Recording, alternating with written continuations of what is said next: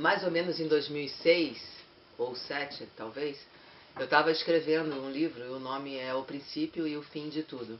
E esse livro é interessante porque cada capítulo dele se finda uma história. Ela começa e termina. E um desses capítulos se chama A Lei. E é uma história muito interessante porque eu me lembro que enquanto eu escrevia, eu via aquilo que eu escrevia acontecendo. Então eu olhava assim para baixo e via um povo como o povo da terra normal, caminhando, um trabalhava, o outro ia para a escola, o outro fazia nada, e ninguém se olhava, ninguém se via. Isso, um homem nessa multidão de pessoas olhou para cima de uma colina e enxergou um cavalo branco, lindíssimo, e um senhor em cima desse cavalo, altivo, imponente, e o céu era azul, aquele azul mais lindo. E essa montanha, essa colina, tinha aquele verde que se encontrava com o azul. E era tudo como se tivesse sido aparada a pontinha, perfeito. Sabe aquele cenário como um quadro? E aquele rapaz que chegou e olhou para cima e viu isso que eu acabei de falar e disse para assim, quem é você? Aí o senhor que estava em cima do cavalo disse, eu sou a lei. Aí o rapaz lá de baixo falou, que lei? Quem é o senhor? Eu sou a lei. Que lei é essa? Aí o cavaleiro disse, eu sou a lei divina. Poxa, e fica daí olhando, vendo que as pessoas estão aqui embaixo, completamente perdidas e nada faz? Aí esse altivo cavaleiro responde para ele assim, vocês humanos insistem em olhar para baixo, não olham, não se olham, não olham para o lado e tampouco olham para cima, onde tem a direção. E olhar para cima e olhar para o coração, vocês não fazem isso nunca? Você, entre a multidão, olhou para cima e encontrou a lei divina e está aqui falando comigo. Sim, mas o que é a lei divina? É a lei que rege a humanidade, é a lei do amor. É a lei do respeito entre uma pessoa e outra. É olhar para o outro e ser companheiro. Isso é a lei divina e começou ali um diálogo lindo entre os dois. De repente, o céu virou preto. Uma tempestade daquelas apavorantes chegou, fechou o céu. Então, aonde a gente via um céu azul, via relâmpagos e trovões e um vento gigantesco. E, de repente, aquele cavalo branco se transformou num cavalo preto enorme. E aquele cavaleiro que passava paz, passava agora pavor, porque ele era apavorante. Imagine um ser apavorante. Aquele rapaz que estava conversando antes já estava pronto para correr. As pessoas nesse lugar, nesse povoado, todas se organizando, buscando um lugar para ficar acolhido, todo mundo junto, um buscando um lugar para sair daquele grande tormento que estava por vir. Porque o medo, o pavor, fez com que eles fossem buscar algum lugar para se proteger. Aquele rapaz, antes de sair correndo, olhou para cima e falou, quem é o senhor? E aquele senhor respondeu, eu sou a lei.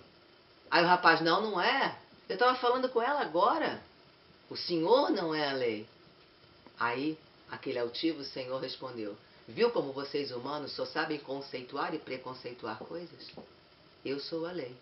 Mas o que vocês enxergam, se não estiver dentro dos padrões que vocês acreditam ser certo ou bom, vocês imediatamente dão um diagnóstico de ser ruim e apavorante. Mas eu sou a mesma lei. Aí essa lei disse para ele assim, olha rapaz, olha lá para baixo agora o que aconteceu com aquelas pessoas que andavam e não se olhavam. Todas estão juntas agora, se olhando. O que foi que fez eles se unirem?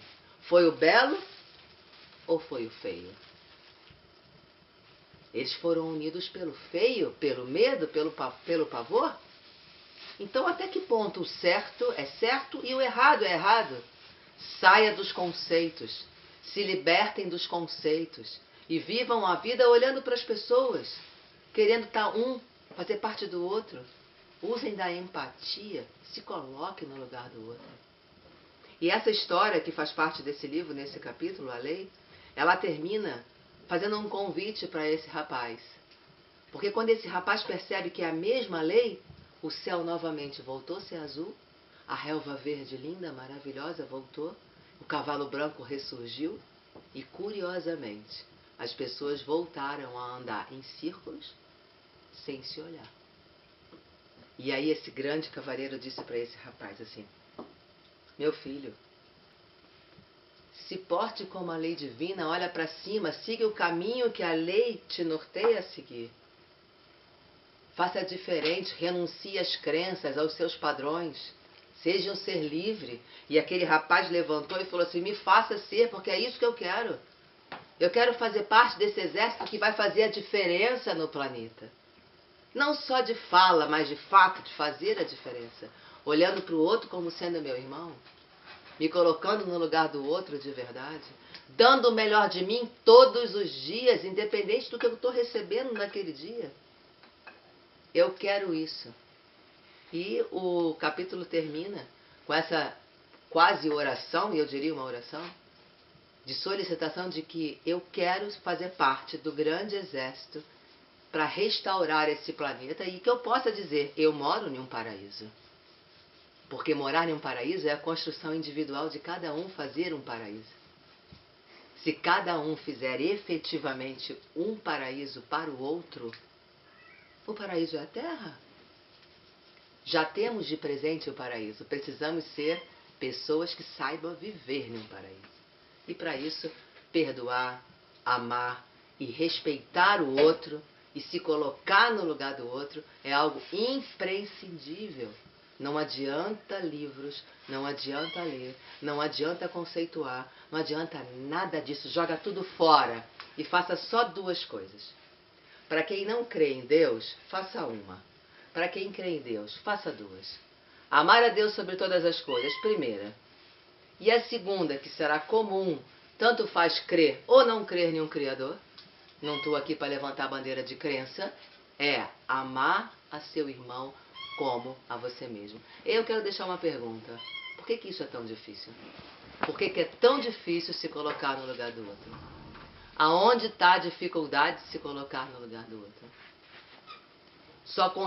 A gente só consegue passar de ano para ter um novo aprendizado se a gente conseguir esse grande desafio. Desenvolver a competência de empatia e se colocar no lugar do outro.